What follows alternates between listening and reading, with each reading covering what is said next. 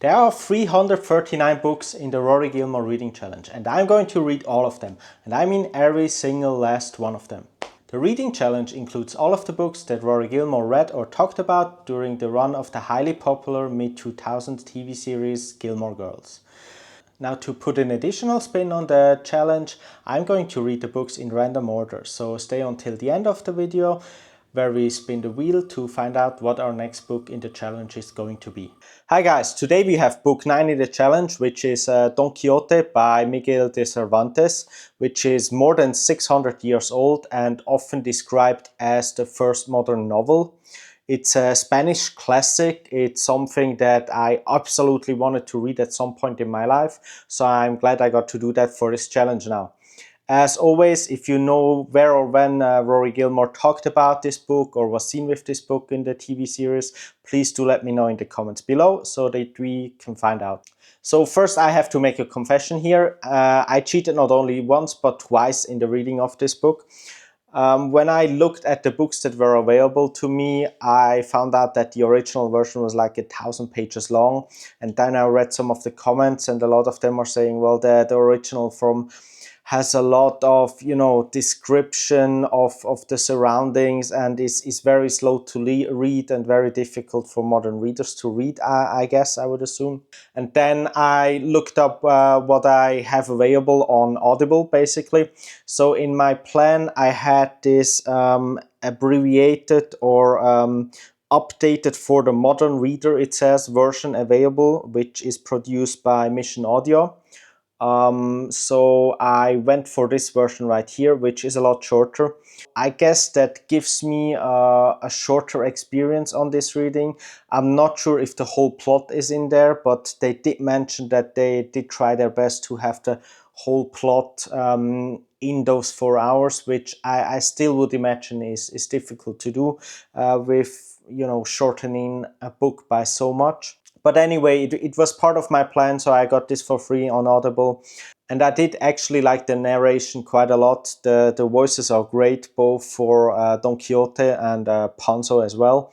So it was a very enjoyable listen for me. And after listening to this shorter version, which I did like quite a lot, I do hope that at some point in the future I find the time and conviction to read the whole thing, the original version with the 1,000 pages. But for now, this is the abbreviated version that I'm going to talk about. For the plot, I was actually quite surprised because I thought, okay, this is going to be a story about a serious knight that is going off on some dangerous adventures and saving princesses and fighting for castles, fighting for kings and whatnot. A lot of valorous deeds. A lot of those things that you would expect a knight to do in these stories. And then finding out that the story was much more humorous tale of an older gentleman that would like to be a knight and is kind of pretending to be a knight was a big surprise for me, because nothing that I've ever heard about Quixote would have led me to believe that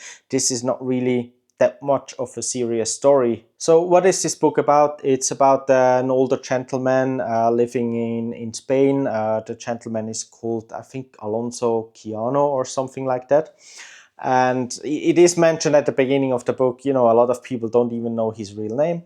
And he is an older gentleman from, I would say, the upper middle class. He is kind of bored at home. He doesn't, have a lot of work to do anymore. He has a housekeeper and some stuff working on his land. And he spends most of his time reading books. And he is very much fascinated, especially by tales of knights and their amazing adventures and valorous deeds. And reading these books and having all those books, kind of absorbing them into his head and into himself, he starts to generate this kind of persona of himself that is a knight, and he starts to give himself a name, Don Quixote de la Mancha, and he starts to gathering everything that a knight would have. So he is gathering a squire. He's one of his I'm not sure, is it his gardener or somebody that is doing some work for him sometime.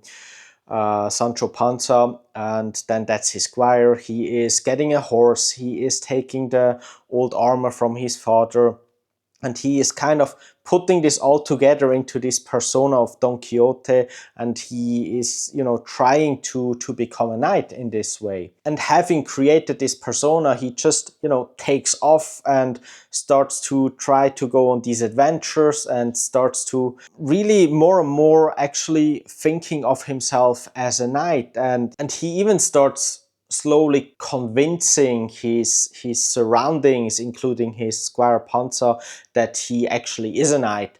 And this leads to a lot of humorous interaction where Don Quixote just sees some windmills, or he sees an inn, and everything for him is either a castle, or it's a princess that needs to be saved, or it's monsters that need to be fighted and overcome. And he always attributes things looking different and looking like something from the normal world. He always attributes this to, those things being enchanted by some evil enchantress. And this world fully starts to encompass him. He can't see what is real and what is unreal anymore.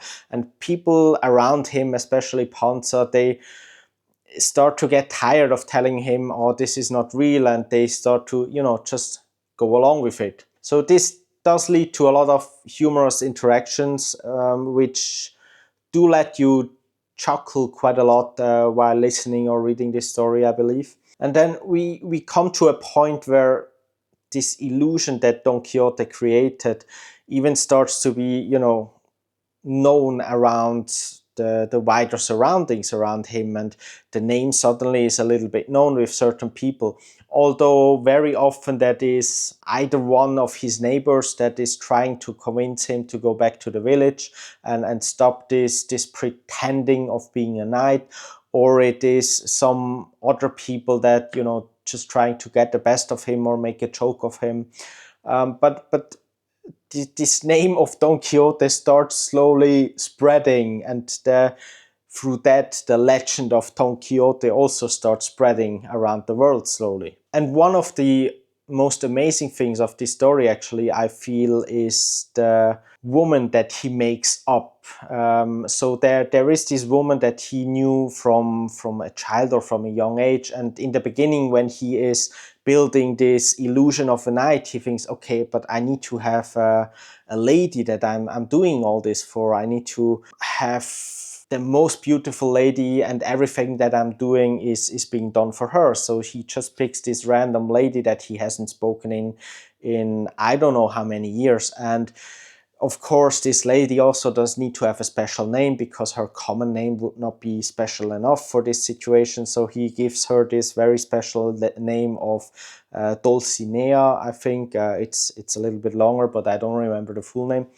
And then after every encounter that he is fighting someone, or he is thinking that he did somebody a good deed, he is asking them to go to the Lady Dulcinea and tell her of his good and valorous deeds that he did. And what I find the funniest thing about this is, like, nobody would even be able to find her, because that's not her name. She doesn't know about him, and nobody knows who this Lady Dulcinea is or where she would even live. And this also leads to a situation where he is going back to the village, and together with Panza, he is trying to get in touch with this lady. And then Sancho Panza basically just picks two farmer girls and says, or three farmer girls, and says, oh, this in the middle here is the Lady Dulcinea. And he's thinking to himself, oh, Don Quixote believes in so many things that it's gonna be easy to convince him of some farmer lady being the Lady Dulcinea. But that is actually then one of the very few circumstances where Don Quixote is clear in his mind, or at least partially clear in his mind, because he realizes this is not the person that he is doing everything for. This is not the person that he thinks of as Lady Dulcinea.